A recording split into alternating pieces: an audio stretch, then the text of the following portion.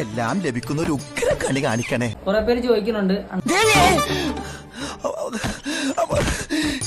ഇത് കണിയല്ല കെണിയാ. കുറെ പേര് ചോദിക്കുന്നുണ്ട് അണ്ണ എപ്പോഴാണ് ജയിലിലോട്ട് പോണേന്ന്. എനിക്കും അറിയത്തില്ലടാ.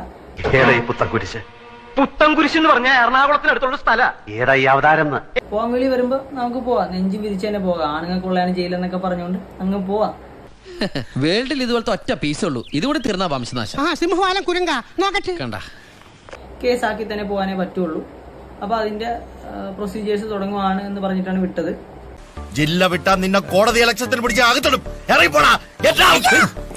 ഇന്നത്തെ ഏഷ്യാൻ ന്യൂസിൽ ഒഫീഷ്യലായിട്ടൊരു വാർത്ത വന്നു.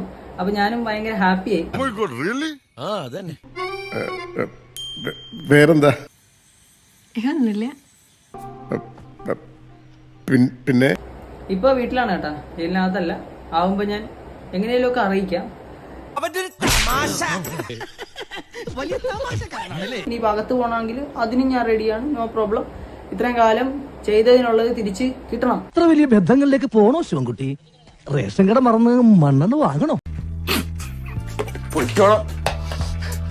ഞാൻ ചിരിച്ചു പോയനെ. തൽക്കാലം വിരമിക്കട്ടെ. നമോ ഭാഗം.